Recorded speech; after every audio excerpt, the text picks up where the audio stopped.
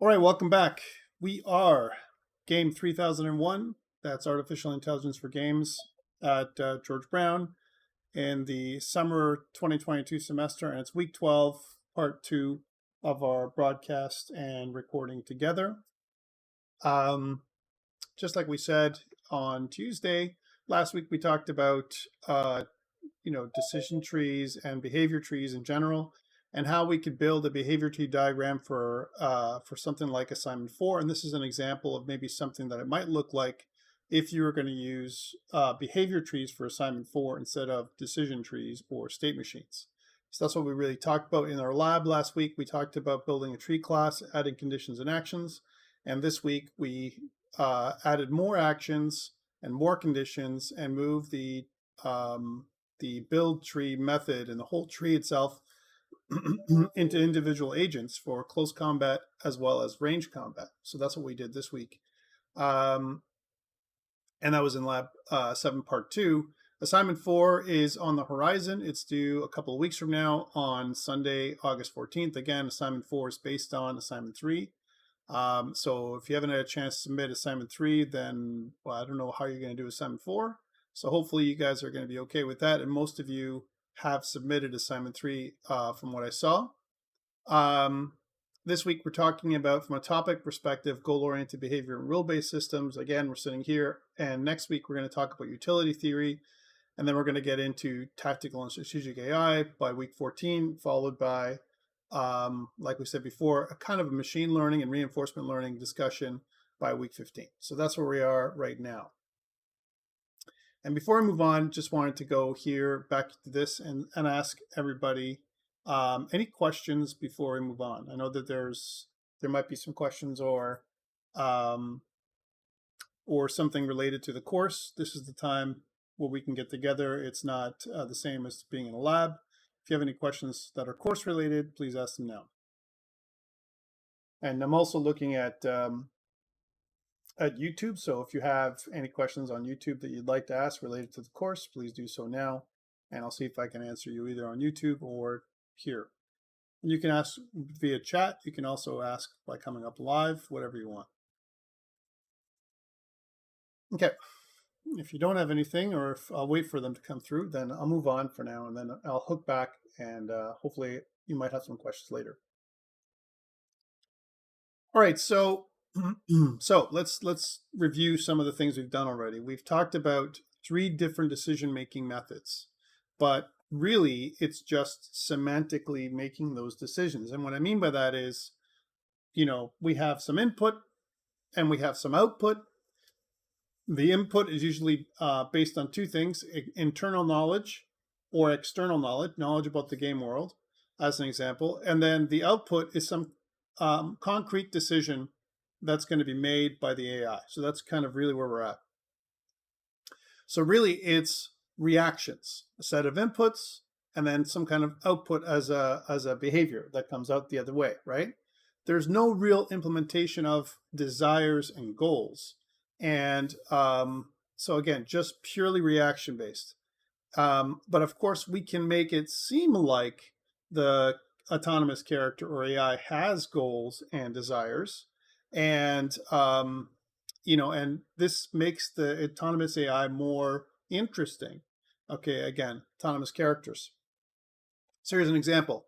An autonomous character who has a desire to kill, maybe you might hunt the enemy down. Let's let the player react to the appearance of an enemy by attacking. Search for an enemy when there is a lack of one. So they're going to search for you as the player or some other AI.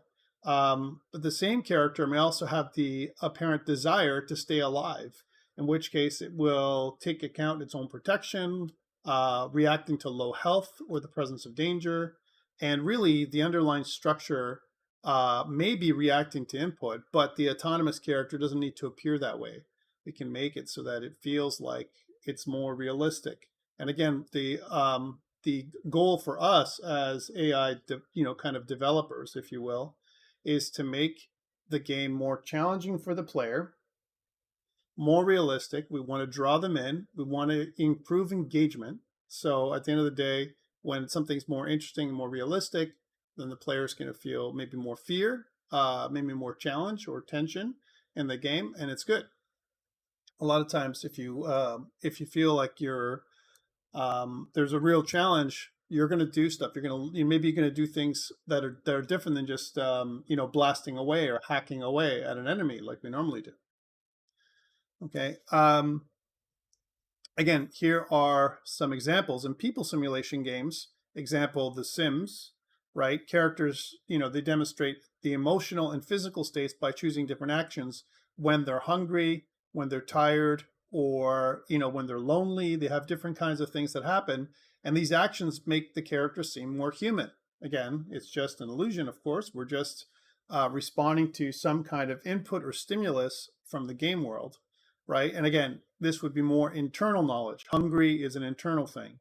Tired, internal. Lonely, internal. So that's kind of moving from the external only, external stimulus, like saw an enemy, need to attack, to internal.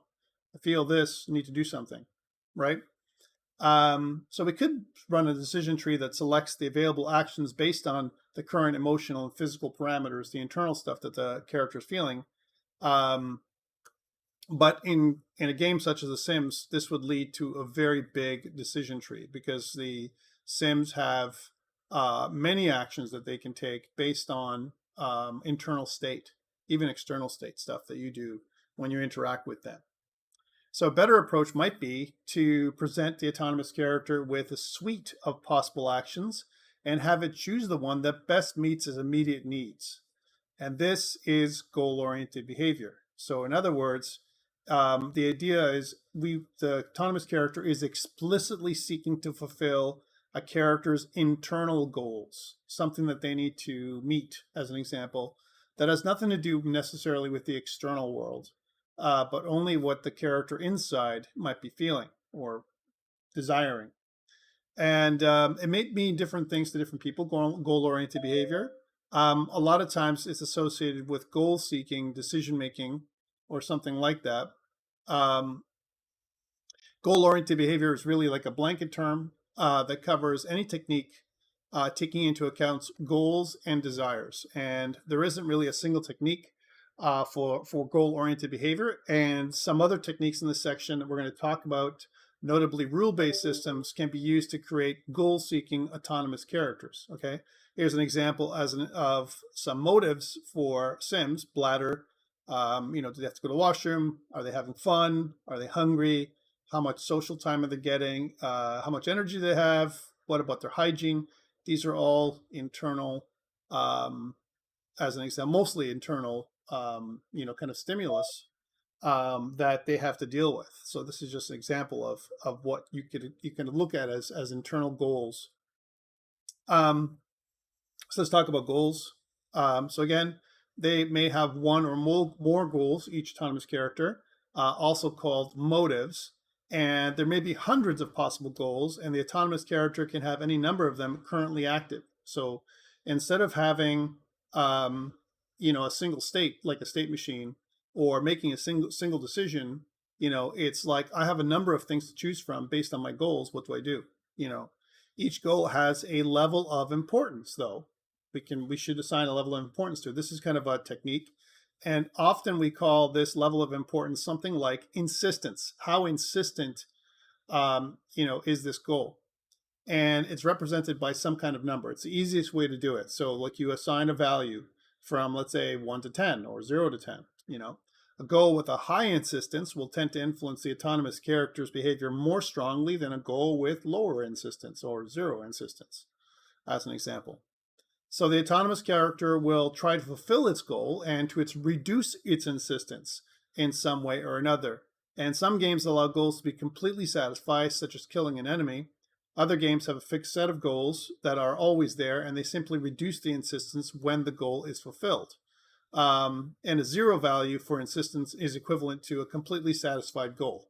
So now this isn't exactly insistence for the autonomous character, it's insistence for us as a player. Here's the example of how we feel if we were playing it. And if you're playing Subnautica, I'm not sure if you guys have. It was originally released as a early access game way back, finally completed for the most part, and it had a couple of different motives. One of them was health, food, water, and O2. So if your O2 went low, it would affect your health and so on. And so this is kind of a way of thinking about it from a player's perspective, but we can also assign the same kind of idea to an autonomous character. So what if they had health, they need to eat or they need to drink or they need to whatever? It will affect their behavior. And that's the way you might set it up for an autonomous character as well. So for the purpose of making really good autonomous characters, goals and motives can usually be treated as the same thing, or at least blurred together in some way. And really, at the end of the day, motives might give rise to goals. But again, for us, it's probably good enough just to say motives and goals are the same. However, that's kind of how we're going to talk about it. Like motives and goals are the same, but they're a little bit different. Actions. We've already talked about actions. We've talked about actions for decision making when it comes to how to make an action based on your decision. So I make a decision to do an action. I might have a condition or a stimulus. It's kind of the same thing for when it comes to goal-oriented behavior. In addition to a set of goals, we need a suite then of possible actions. Okay, so the same idea. These actions can be generally generated centrally, but also it's common for them to be generated by objects in the world, so some kind of actions. Again, in the Sims world, the kettle adds a boil kettle action, so that's kind of interesting. And an empty oven adds an insert raw food action to the list of possibilities, and then, they're able to respond to that. These are the things that individual objects can kind of help the Sims do. Okay, in an action game, an enemy might introduce an attack me action, while a door might expose a lock action. So it's not like it's explicit. Like in other words, the autonomous character is going to perform some action, some finite action. It's more like the world informs the autonomous character what actions they can perform. Okay, does that make sense? So as they approach a door, suddenly that action becomes available, that they can open the door or unlock the door. As they approach kind of a character, then the action becomes available that I can either talk to the character or attack the character or run away from the character. But until that happens, there's no action related to the character at all. Okay, as an example. And this is what it's saying here. The actions available depend on the current state of the game. So, and I kind of talked about this already. As the actions are added to the list of options, they are rated against each motive or goal and the autonomous character that they have. So, and the rating shows how much impact that action is going to have on a particular goal or motive. So, example, if I'm hungry, one of my motive is to feed, to feed myself. I'm an autonomous character. Then, how much effect is the action of gathering food going to have on my hunger? Immediately, maybe not, but there might be a chain of actions that they need to do, and at the end, eat will actually have the ability for that motive or that insistence, hunger, to go down. Okay, as an example. So again, here's an example. Playing with the game console action might increase happiness a lot, but also decrease energy. So it has the impact can be positive and negative on different motives or goals. Each action maps to a list of goals that can be achieved. A good example is a shoot action can fulfill a kill enemy goal, as can a spring trap action. Okay, so different kinds of actions can fulfill goals in different ways. And the goal that an action promises to fulfill might be several steps away, like I just talked about. A piece of raw food might offer to fulfill hunger. That's what it's going to do at the end. If the autonomous character picks it up, it will not become less hungry because they have to actually eat it. And maybe there's a cooking process as well that they have to go through. So it might take time for this sequence of actions to be complete before that goal, as an example, has been met, or the insistence of the motive has gone down in terms of how insistent that goal or motive is. The number associated to the value is going to be reduced, so it's not going to affect their decisions as much. Here's another example. The shoot action might be made up of draw weapon, aim, and fire, right? And each of these different actions eventually are attacking the player. And so that's going to achieve the goal of, well, I want to kill the player, or I want to kill this other enemy, or whatever, but it's a sequence of actions typically that's involved.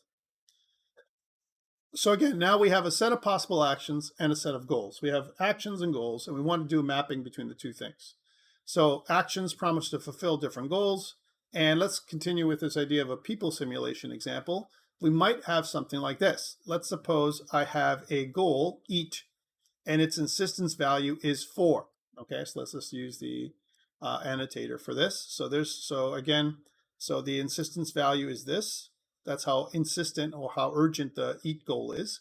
And the goal, there's another goal, so goal number 2. So this is goal number 1, and this is goal number 2. They're equal in terms of their weight right now. And the sleep insistence is 3. So right now, somewhat tired, but more hungry, as in this particular case, right? So there's a series of actions you can do. So one of them is get raw food, okay? So if you get raw food, as an example, then eat, you reduce eating by 3, okay, as an example. Get snack reduces eating by 2, the eat goal, right? So that's pretty cool.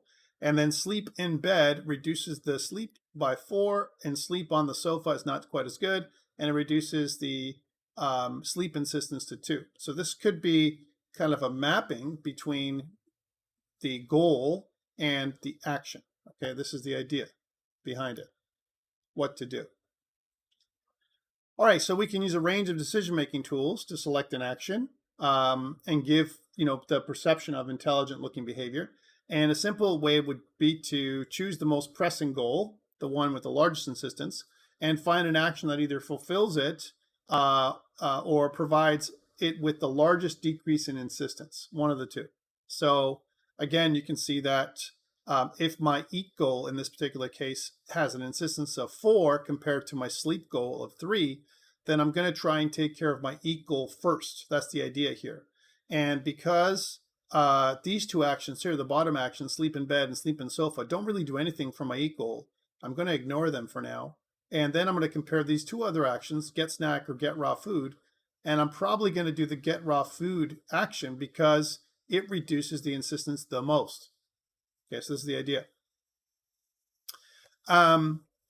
So again, the idea here is it's an estimate. Okay, so really the idea of goal insistence, right?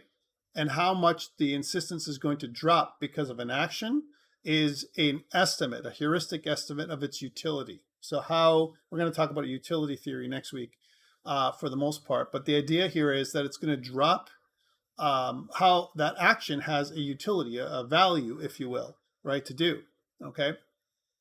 Again, the character naturally wants to choose the action with the highest utility. We're going to talk about that more next week, but that's really the idea behind it, okay? Unfortunately, dealing with the most pressing goal might have side effects too, right, on the other goals. So here's another people simulation example where insistence is measured on a 5-point scale, so a Likert scale. And you can see that eat, again, is 4. And another goal that we have is bathroom. So I need to go to the bathroom.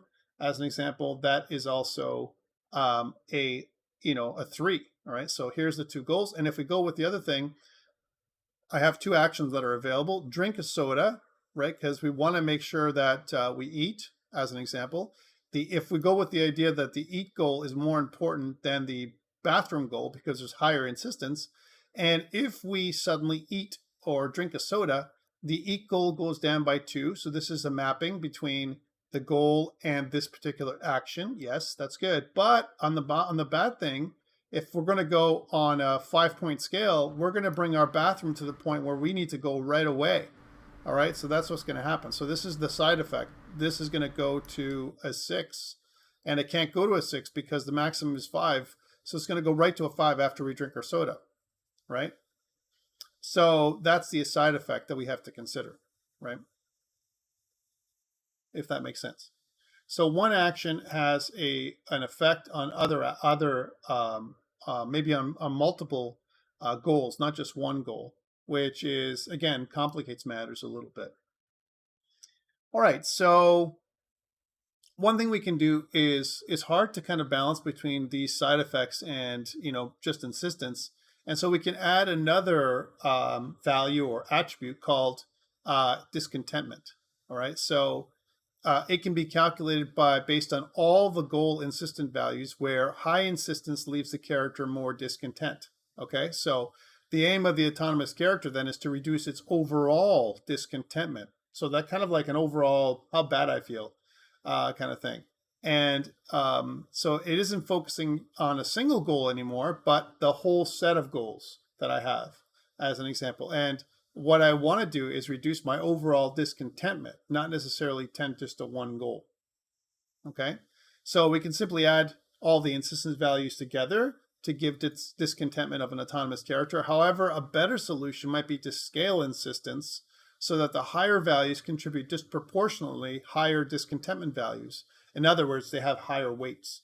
Okay, and this accentuates high valued goals and avoids a bunch of medium values swapping one high goal, which doesn't make any sense, right? So again, here's an example. If we have eat 4 and bathroom 3, eat 4 would be weighted higher than bathroom 3. Okay, so in this case, if we drink a soda, eat goes down to 2. That's the after effect. Bathroom goes up to 5. Well, now, if we go up to 5, discontentment becomes 29, let's say, right? So the value of 5 versus 3 is a whole different level. Whereas if I visit the bathroom, right, after I do this action, then even though my eat goal is at 4, it stays at 4, but my bathroom goes down to 3, let's suppose, then my discontentment might go down to something lower, like 16, which might make the bathroom break a more reasonable goal for us to make. Okay, which is kind of interesting. So that's another way of looking at it. And from experimentation, squaring the goal value is the way they do it. So example would be, here, the initial discontentment for a goal eat of 4 and a goal bathroom of 3 would be 16 and 9, which is 25. So that would be the initial value. All right, so let's just put that in. So this is the initial discontentment.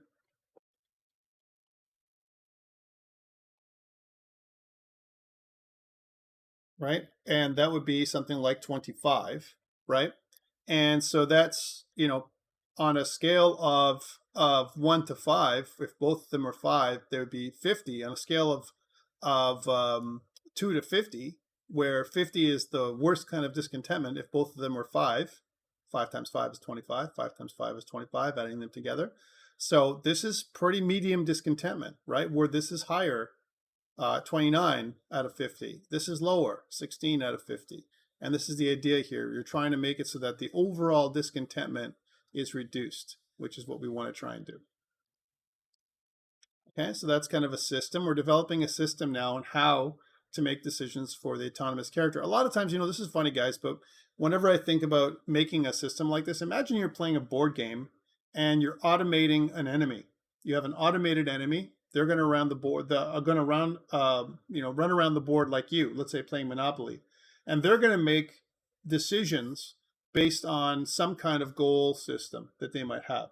So you can play on your own, almost like a solo game of Monopoly. How would you play that? Imagine if you had rules for that, and how would you do that? Maybe there's going to be different characters that you can play against. I'm just putting it out there for you if you like Monopoly. But maybe one character who's interested in gathering, properties more than anything else, which is kind of a common goal for people to play. So every time you see land on a property, they're going to buy it because one of their goals is accumulating real estate. That could be their goal. And maybe there's a value like 5. It's like the most insistent thing that they want to do. But maybe there's another value that some other characters might have, autonomous characters, like collecting money, right? Money is the biggest thing. And I want to have the highest money on hand. Some people in real life, players, play like that too. I always want to have a high amount of money. And I don't care so much about getting real estate in the long run. I want to kind of get real estate and then sell it or whatever, so I can have the most money on hand, because I maybe have a limited number of rounds that I'm playing, almost like in a tournament version of Monopoly. Anyway, but the idea here is that you can create an autonomous character that makes decisions based on some kind of goals you assign. So again, so we're still talking about discontentment, and to make a decision, Each possible action is considered in turn, and then a prediction is made for the total discontentment after the fact. What do I do if I make this decision? Well, my total discontentment is going to be this, and that prediction is the heuristic. It's an estimated value of what it's going to be like, creating that or taking that action. The action that leads to the lowest discontentment then would be chosen, or the lowest predicted discontentment. And now this is assuming that the action can be fulfilled, because remember we talked about over the last 3 weeks, we talked about maybe the action can't be fulfilled. Maybe they're going to lose line of sight, or the door's going to be locked that they're going to try and enter, or the food that was there that they saw earlier has been taken by the player and they can't get that food anymore. And so something might change in the environment that might not allow them to fulfill their goals and reduce their discontentment. The other thing to consider is timing. Sometimes, like we just said, there might be a bunch of events that need to take place, or a bunch of actions, a sequence of actions, one action in series with another, that needs to be taken, place in order for them to actually fulfill the actual final action, so that they can reduce their discontentment and fulfill their goal, right? So it may be better, here's an example, for an energy efficient character to get a smaller boost quickly by eating a chocolate bar rather than by spending 8 hours sleeping. So 8 hours, lots of time, getting a chocolate bar, smaller goal fulfilled very, very quickly, low hanging fruit. The idea is that you're going to be able to do this really, really easily. Actions expose the time they take to complete, enabling us to work out that what decision I'm going to make, right? So if it takes a long time for it to happen, maybe there's a time factor that's going to affect our goals. So I'm going to get hungrier over time. I'm going to get sleepier over time. And if I don't do something as an autonomous character, I'm going to get more and more discontent. It's going to force me to do something, which is, again, very realistic compared to what we do in real life as humans, right? We need to pay the rent, so we must go and work. If we don't work, we can't pay the rent, right? If we don't pay the rent, we're going to be kicked out. If we're kicked out, then there's a good chance that we're going to not have a very good, secure environment that we're going to, be staying around. Maybe, whatever, it'll have other negative side effects. And maybe this is the bad idea or bad analogy here, but the idea is that there's something else. Or let's go back to that whole eating and sleeping thing. The longer I stay awake, the more tired I get and the more hungry I get, right? So I got to fulfill those two things. How do I do that? So again, actions that are the first of several steps to a goal will estimate the total time to reach the goal. So example, the pick up raw food action may report a 30-minute duration. It takes me 30 minutes to go and grab food, from the store or something like that and bring it back. And the picking up action is almost instantaneous, but it will take several more steps, including the long cooking time before the food is ready. Okay, so that's kind of how it can work. Timing is often split into two components. Actions typically take time to complete, right? That's one thing. How long is it going to take? Is it instantaneous? Does it take time for to complete the thing? Or it might also take significant time to get to the right location and then start the action. So a good example is I'm foraging for food. I need to go into the forest to forage for food. Getting to the forest might take me 30 minutes. Of game time. So I go to the forest, takes me 30 minutes, and then the foraging can start. Foraging might take me another 30 minutes. So the whole sequence might take me 60 minutes, okay, game time wise. And because the game time is often extremely compressed in some games, the length of time it takes to begin an action becomes really significant. So again, here's the other example. It might take 20 minutes of game time to walk from one side of the level to the other, and this is a long journey to make to carry out a 10-minute long action. Right? So imagine that. I got to walk from one part to the other, but then it's a very small, length of time to do a 10-minute long action. So again, to use time in our decision making, we have two choices. We could incorporate the time into discontentment. Okay. We could prefer actions that are short over those that are long. Those are a couple of options. And it's really, really easy to kind of set that up. We can modify the discontentment function to return a lower value for shorter actions, okay? However, a more interesting approach is to take into the account the consequences of extra time. In some games, goal values change over time, like I just said. Example, hunger and sleep, okay? And we just talked about that right here. Or we tend to run out of ammo unless it finds an ammo pack. It tends to gain more power for a combo attack the longer it holds its defensive position, and so on, okay? Character might do all these kinds of things. When goal insistence change on their own, not only does an action directly affect some goals, but also the time it takes to complete affects the goals as well. And this can be factored into the whole discontentment idea. And if we know how goal values will change over time, then we can factor those into the discontentment calculation. So here's an example. We have a goal, eat, right, of 4. Let's do the annotation thing again. So imagine I have this goal. And if the goal eat level is 4, right, and it changes at 4 per hour, that's the changing rate. So it actually gets worse at 4 per hour. Whereas the goal for bathroom is 3, but it only changes at 2 per hour. Okay, so there's the rate at a rate of change, if you will. Then action, eat snack, right? If eat snack is 2, right, so it's going to reduce the eat from 4 to 2, and it takes 15 minutes, right? Then after we eat a snack, eat becomes 2. So it goes from 16, the total discontentment at the beginning. Again, if we looked at the discontentment here, if it was 4 times 4 is 16, 3 times 3 is 9. So it's 25 starting off. And then afterwards, eat becomes 2. But bathroom, because we've waited 15 minutes, goes from a 3 to a 3.5. So our discontentment then changes from a 25 to a 16.5. Okay, but what if we said eat main meal? Eat 4, it would reduce it from 16 to 0, but it takes an hour. If we did that, then yes, it would be 0, but my bathroom would rise to 5, and so my discontentment would be the same. I wouldn't gain anything because my current discontentment is 25. If I ate for an hour, my discontentment would rise to 25 again, so nothing would change. And the same thing goes if I just visited the bathroom. If my bathroom is -4, right, so reduce this, but it takes 15 minutes, and in 15 minutes, my eat is going to rise from 4 to 5, right, then again, I'm back at discontentment of 25. So again, we're not any better off doing these two actions, action eat main meal, or action visit bathroom. We're the same as where we are right now, because again, if you take the values to calculate discontentment, 16 and 9, we square these two numbers, 25 and these are 25, they're no better off. But the better action would be if we were to take this action, the eat snack action. That makes sense because eat snack, right, it's quick and it has the best lowering of discontentment, which is what we want to go to. Okay, I know it's kind of complex to look at when you look at it, from the get-go, but at the end of the day, I think the idea here is very straightforward. All right, so again, quick snack is now the action of choice.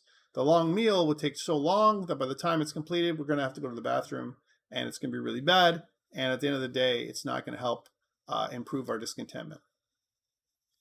So no matter what selection mechanism you use, again, within reason, we have assumed that actions are only available for selection when the character can execute them. That's the way we talked about this just a couple of minutes ago.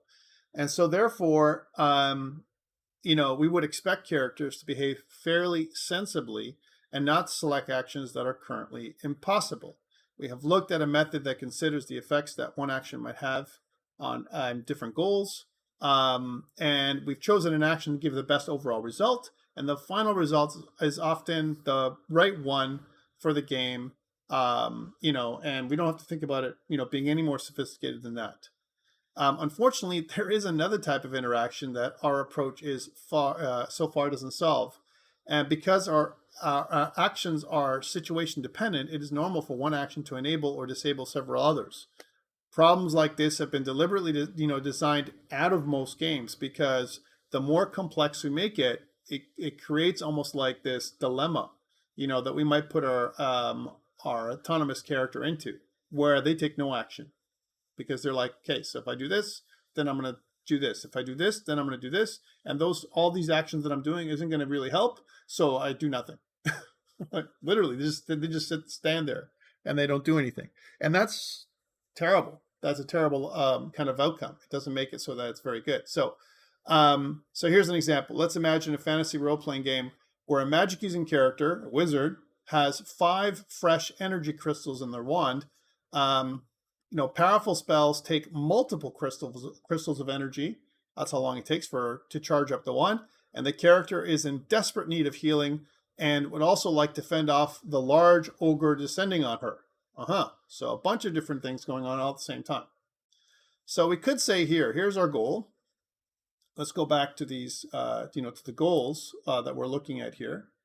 And okay, and we'll just mark the ones that we have right here. So goal number 1, we have to heal because our heal insistence is pretty high. Let's say we're low on hit points, right? And goal number 2, we want to kill the ogre because you know what? That ogre is going to kill us. Maybe we don't like the ogre. Maybe we are the autonomous character is a race that has been oppressed by ogres, the entire time, right? So there might be a few different actions here. We can cast a fireball from the wand, which would damage the ogre. It would reduce the ogre from 3 to 2, but it would also take 3 energy slots. 3 energy slots. And we could take another action. We could do a lesser healing spell, which would heal us from 4 to 2, and it would only take up 2 energy slots. Okay, so that's pretty good. And then action greater healing would reduce us from 4 to 0, and that would take up 3 energy slots. So when you look at this, right, this idea, and if you look at this as discontentment again, and if we calculate this kind of idea, then healing right now, we are desperately needing healing. So it's 16 insistence, plus the ogre is going to come out and kill us. That's 9. 16 and 9 is 25 again, right? And after we cast a fireball, if I was going to try and do that with the ogre, I would spend my 3 energy slots. And again, just to reiterate this, right, the total number of crystals I have 5 magic crystals exactly, all right? So I can only ever do, the best I'm capable of doing might be something like this, where I can spend 2 to heal myself, and then I have 3 energy left to kill the ogre, okay, or to hurt the ogre anyway. Maybe they'll run away if I take some amount of their health, okay? But that is possibly what I might do, all right? If I take 3 and 2, that is a workable thing, right? But remember what the computer is going to do, right? The computer is going to look at overall insistence. So if I go 4 and 9, or 6 and 9, 16 and 9 is 25, right? And then if I use kill ogre, right, then it reduces the ogre from 9, as an example, from 3 to 1. 1 is 1, right? 3 was 9, so I've saved 8 there. But my healing didn't go down, so I went from a 25, as an example, minus 8, which would be 17, right? So I would go, if I did this part, then the total thing, my utility would go down to 17. So let's mark that down. So this is if I did this action, okay? So 17 is the result of this one. How about if I just did lesser healing? If I went from 4, which is 16, to 2, then again, I would go from 16 to 4, which is, it would help me from 25 to 13. So this would be 13. So this one, 13, okay? And the last one, if I went from, as an example, from, this, and I reduced 4, that would be the biggest reducer, right? If you think about it, because then I would go from 16, and I would remove 16 from 25, and then I would have 9. So this would be the best one to do. But if I did this first, because it takes 3 energy slots, and I only have 5, I couldn't heal myself anymore. Well, oh, sorry, I could heal myself, but I couldn't kill the ogre.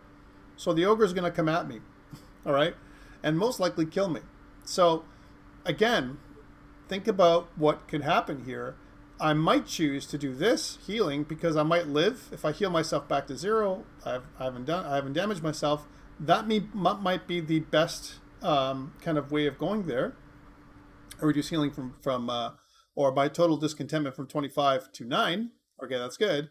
But the problem with this is that if I did that, it would take 3 of my energy slots, and killing the ogre would be then impossible to do. Okay, the only thing I could possibly do is then try and heal myself again, and so this lesser healing action would be negated, because it doesn't make sense that I would try and heal and then heal again. So that's a problem. That's a real problem. I only can spend 3 energy slots here if I did the healing action, where here I could spend 5. Okay, so that's a problem, right? So lesser healing leaves me in worse health position than greater healing, so she chooses this. But now there's not enough juice left in the wand to end up, kind of hurting the ogre and maybe scaring them away. So maybe I'm going to die. And that's the idea behind this. This is where the dilemma idea comes into play, where, hey, maybe, although we've thought about using this greater discontentment like this, it doesn't help us. So an alternative approach might be to, we could think about it as a sensory perception simulation, which is kind of interesting. It's a totally different way of thinking about things. And the way to think about this is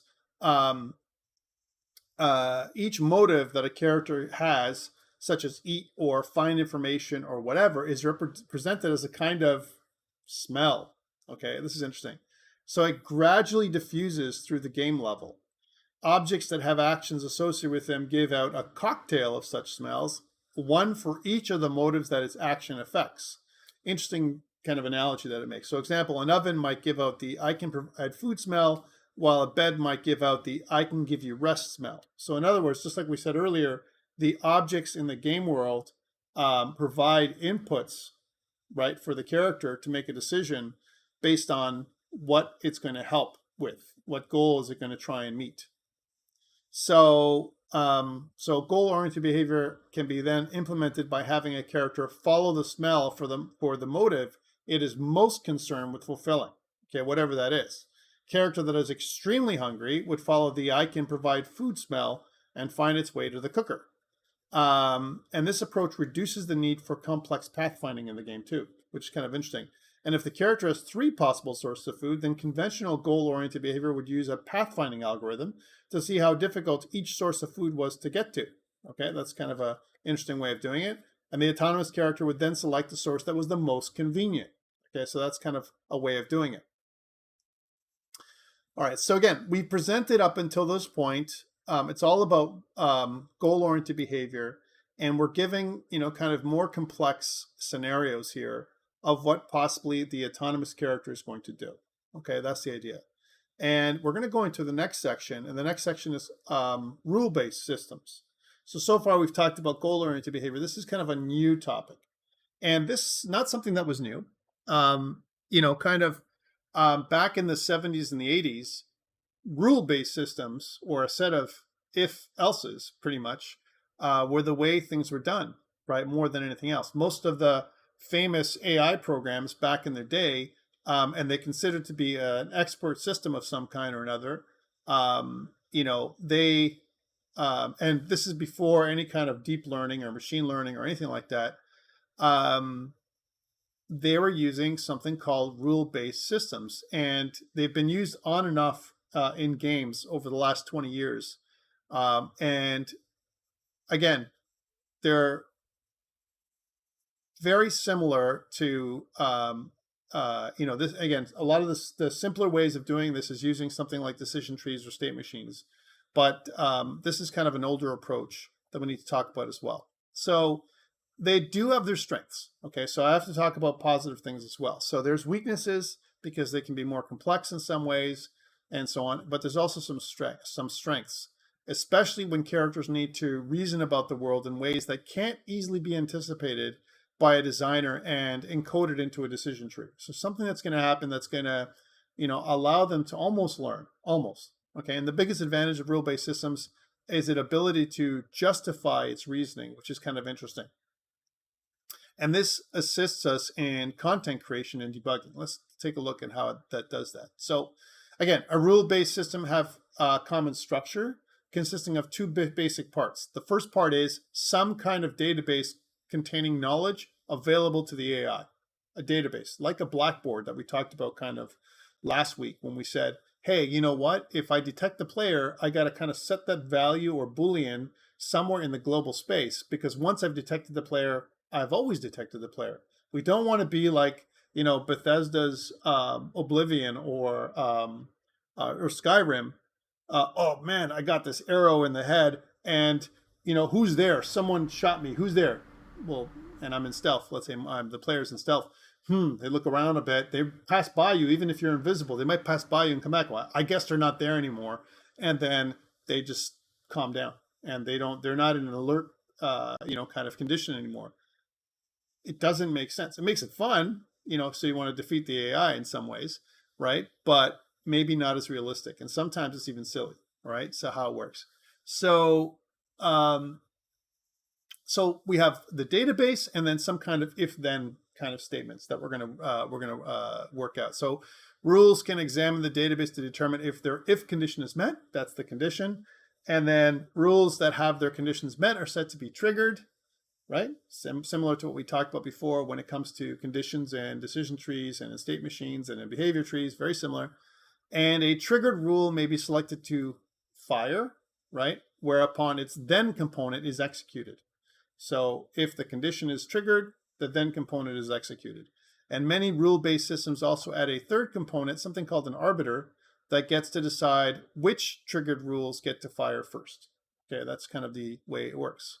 So again, here's our rules. If ammo is less than 10, then, what am I going to do? If healthy, then do something. And then there's an arbiter, right? And we're going to say which one of these things, take effect. Here's our database.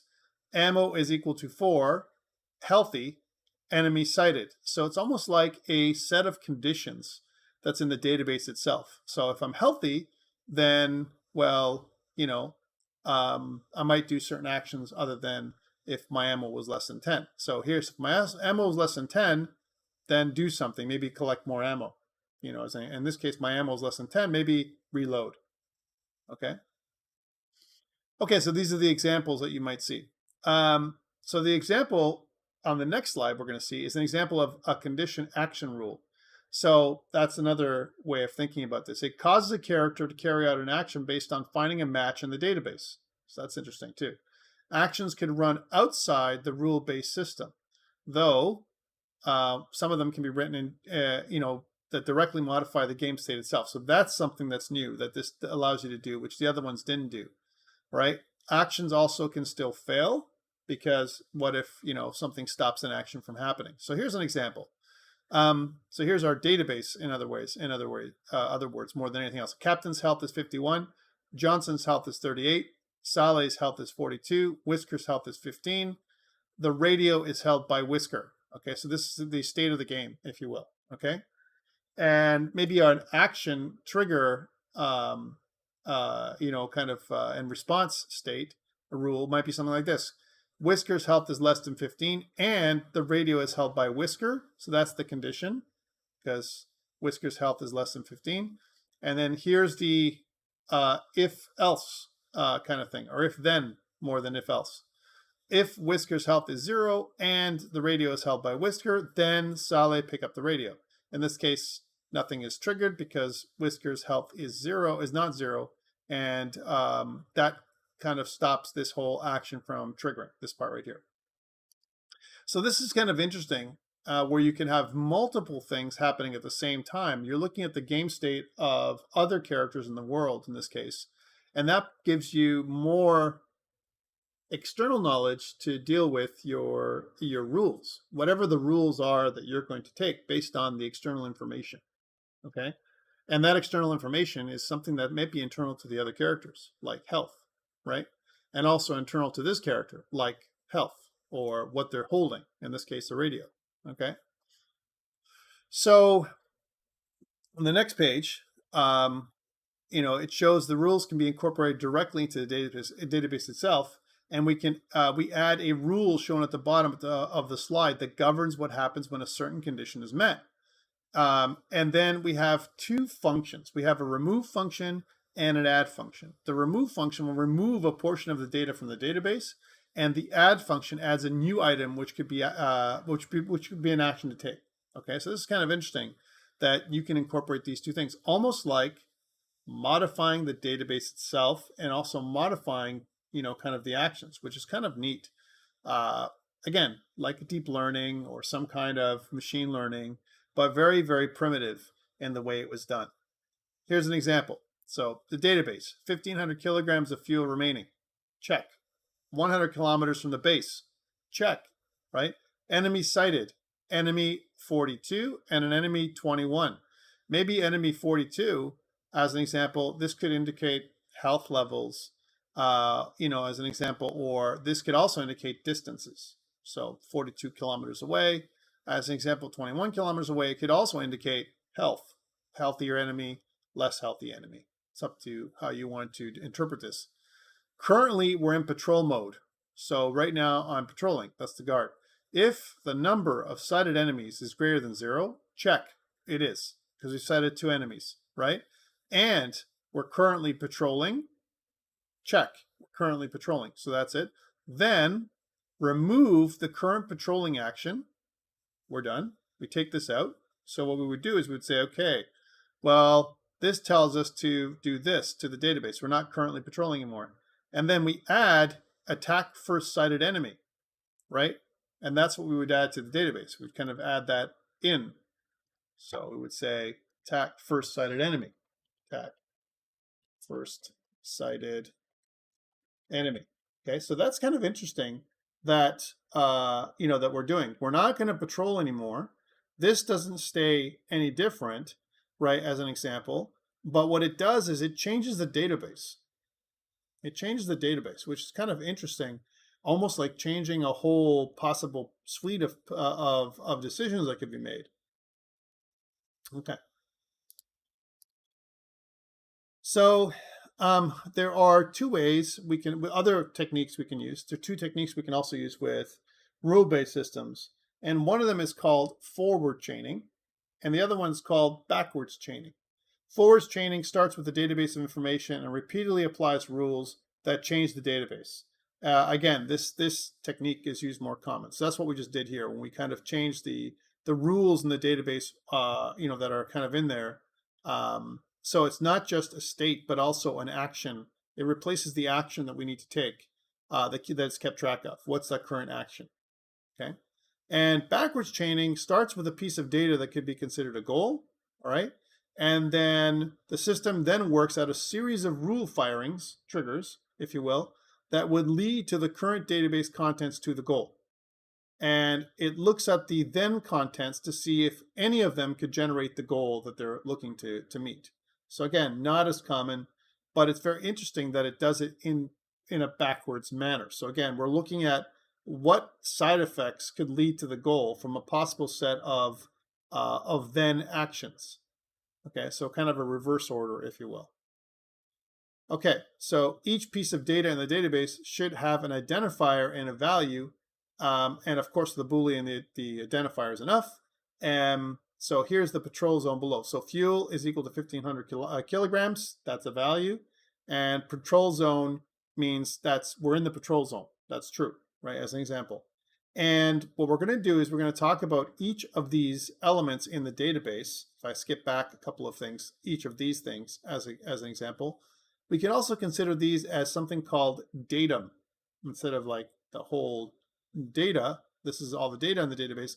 Each one of these things is an item in the database. So each item is a datum. Okay. So symbolically then, datum will be represented as identifier and content, whatever the content would be, where the content is either a value or a list of other datum objects. So it could be like an array, as an example. The database from the second example can look like this. Captain's weapon, right? And inside captain's weapon, in the content, you might have rifle. Because rifle is an identifier, it can also have content, which could be ammo. Because ammo is an identifier, it would also have content, which is 36. So captain's weapon, rifle ammo 36 would kind of indicate a more complex status for the captain's weapon. Okay. So kind of interesting way of looking at it, and almost like a recursiveness to it. When I look at this thing, it's almost like, okay, well, I can have each identifier can have content, but each content can be also, it might have an identifier involved as well, and not just values. Okay, so values, this is one state where ammo has a value, but rifle also might have ammo, right, which is an identifier, okay, or another piece of data. Each datum object could consist of other datum, which of course is composition, which we talked about, and we can illustrate this hierarchy of datum like this. Captain, right? The captain object itself, which is datum itself, has several other datum inside of it. So for example, weapon, health, and position might be all other pieces of datum inside the captain itself, the captain datum. Right? And then inside the weapon, you would have a rifle ammo 36 and clips 2. So again, you can have multiple pieces of datum inside of each of the other elements, okay, like this. So kind of interesting the way it's embedded, okay? Again, where content is either a value or a list of datum objects, okay?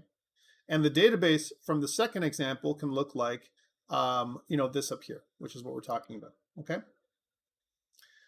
All right. So that's interesting the way they did it. And what that would allow us to do is make some interesting decisions on updating the database in real time based on some kind of rule sets, which is a very different way of thinking about decision making and goal-oriented behavior. Would still, think about how to achieve goals based on rules, not necessarily insistence or discontentment or any of the stuff that we talked about before. More like, hey, look, we're going to make it appear that the enemy has some goals, but we're going to do it with rules.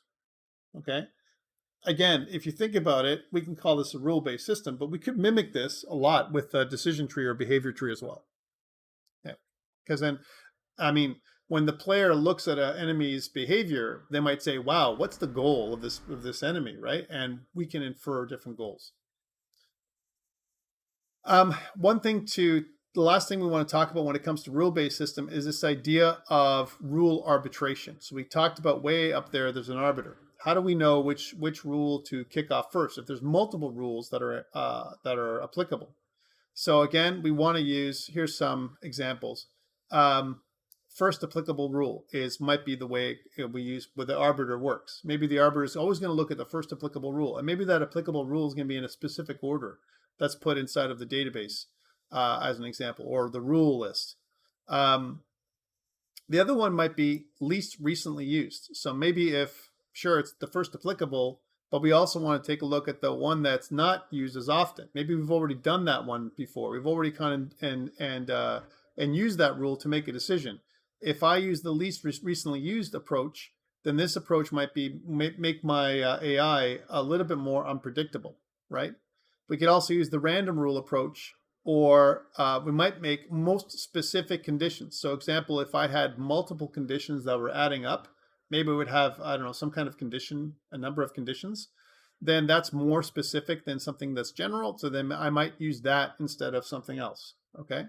And then finally is another technique might be something like dynamic priority arbitration, where basically what I want to do is my priorities change based on the game world and my internal and external knowledge and all this kind of stuff. And so my priorities change, and there might be some rules that take higher priority based on the environment or the game state. Again, a lot of this in many ways is common sense. The idea that, hey, maybe when we program our AI to have goals, it's going to be based on some external factors that we're going to be keeping track of. How we do it, which, for example, we talked about decision trees, behavior trees, and state machines. Those could be other techniques that can be combined here for, to keep track of discontentment and that kind of thing. Discontentment, actually, if we're looking back at our previous idea when it came to not rule-based systems, let's just go back just to talk about discontentment one more time. So way back here. So when it's over here with discontentment, if you think about this, these can be used as triggers, right? A lot of this stuff. If we are going to keep track of the predicted discontentment as a trigger, right? And we're going to make the next decision based on, kind of the lowest discontentment, that might be a way of doing a decision tree as well, right? It's also a way of doing it. So we can mimic it based on some external factors or internal factors. So it's not like we can't incorporate both together. But oftentimes, they keep a lot of this stuff separate. Goal-oriented behavior and behavior trees. Behavior trees is just a technique. Goal-oriented behavior is a methodology, if you will, or something that we need to do because we want to make the AI more believable and more engaging. Okay, so that is everything I wanted to talk about today in terms of stuff that's out there. Any questions before we talk about the lab one more time? So, and I'm going to park it here on the lab slide, which is slide 50 here. And I just wanted to talk about what we discussed on Tuesday. So Tuesday, we went to lab 7 part 2, and we added a bunch of different things. Remember that the reason why we're making the labs at all for you isn't just to make you crazy. Okay, it's not just to make it difficult for you to pass the course or something like that. That's not the point.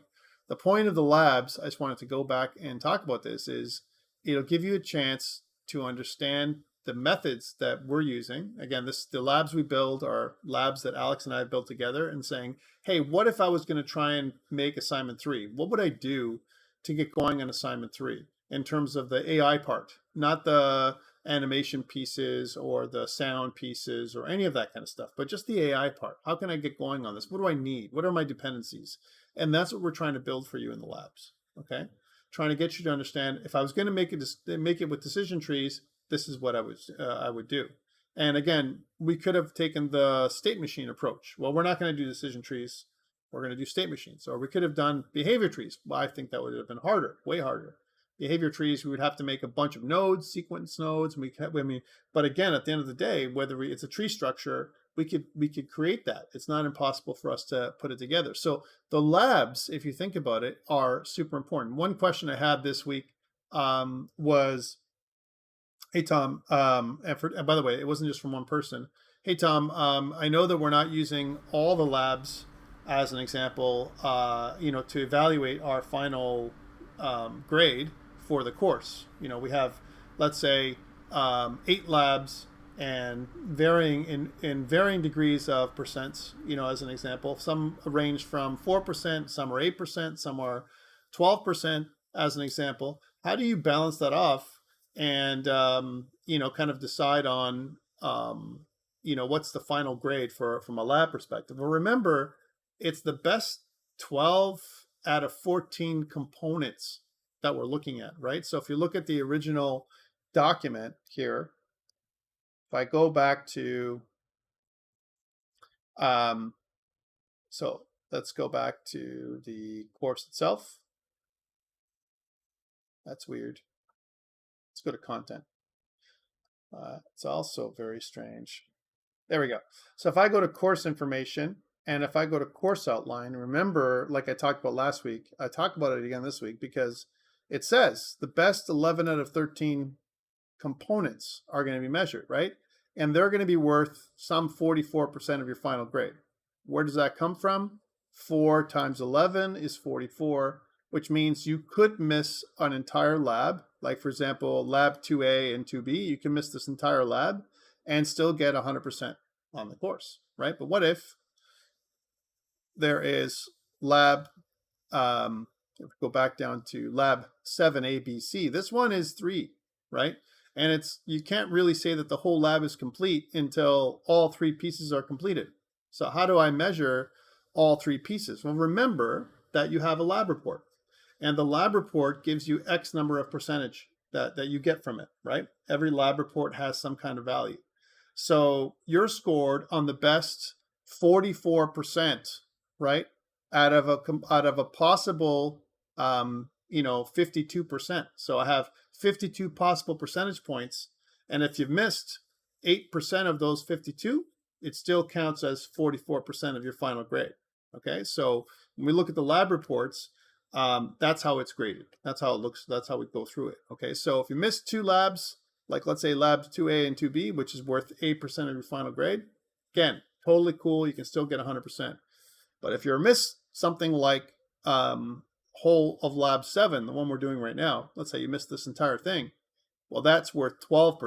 So, I mean, the best you could save there is you would be 4% down. That means the best you could ever do if you missed the entire lab 7 and you did all the rest of the labs is 40% of your final grade. Best possibility, because you would have missed that extra 4%. We need total of 44%. Here is 12 as opposed to 8. That's how we figure it out. Okay. So again, after next week is the final component of lab 7, and then there's lab 8, which is standalone. So again, it really depends on people. Some people decide, I'm not going to do lab 8. They just decide not to do it. Okay, as an example. Or they decided at the beginning, I'm not going to do lab 1 because I have the best 11 out of 13. So if you don't do lab 1, and if you don't do lab 8, you're good. And if you did all the rest of them, you're okay, right?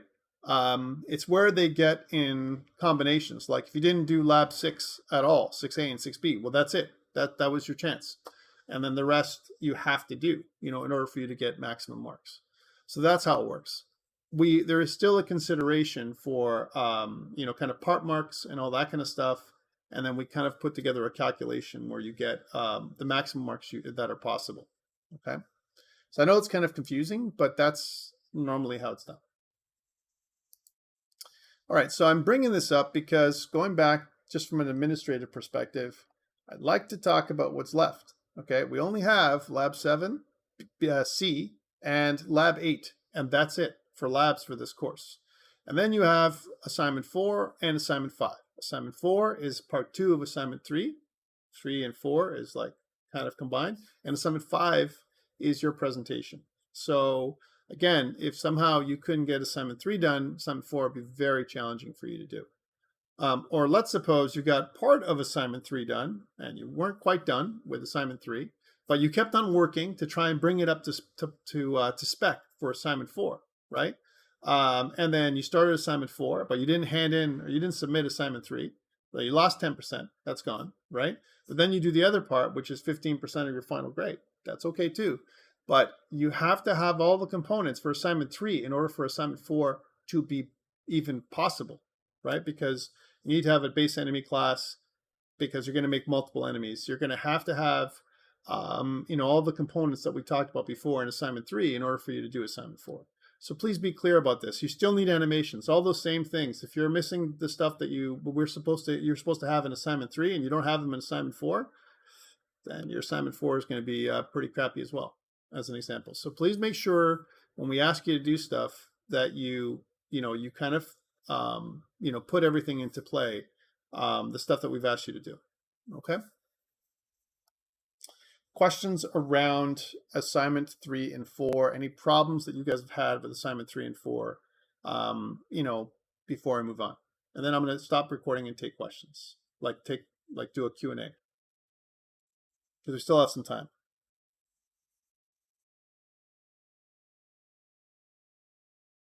Okay, Marco says we're good.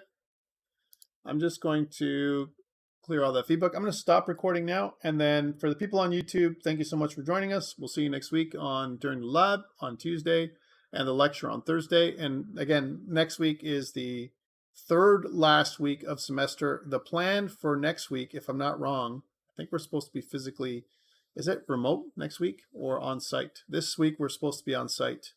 And I believe Philip's note to us, and again, I'm just going with Philip's stuff because and forgive me, guys. I just want to make it so that it's easier for you.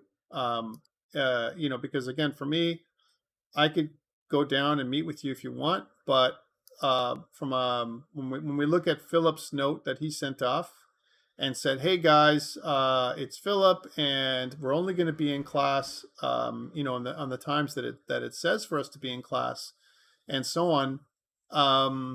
That's a pretty interesting message, and so what it forces me to say is, okay, so well, look, if if Philip's not going to be there, should I make you guys come in? Is the question. So that's why I'm trying not to do it. So he says, I'm just looking at his note again.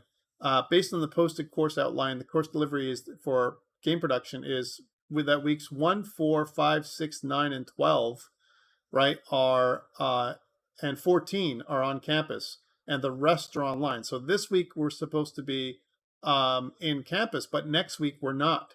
And then we're back on the 14th again, on the 14th week. So, and it says that we might also do week 15 on campus since this is the final presentations, but I will be talking to you a bit more about it later. So I'm not sure if what he said to you guys personally, whether that he's going to be on site on week 15 or not. But again, I'm just going to go with follow his lead in this case, just because I don't want to make you guys crazy, right? So that's why next week, what it looks like is we are not meeting in person again. It's going to be remote, another remote session on the Tuesday and the Thursday. Okay. Please let me know if there's any issues, and I'll definitely let you guys we'll talk more about that as we get closer. So I'm going to stop recording this now on YouTube. So hopefully for the people on YouTube, thank you so much for watching. But that's all we're going to talk about right now. And then I'm going to go with the people here on Zoom. So again, thanks a lot. And we'll talk with the people on YouTube again next week on Tuesday. Thank you. All right. So back to you.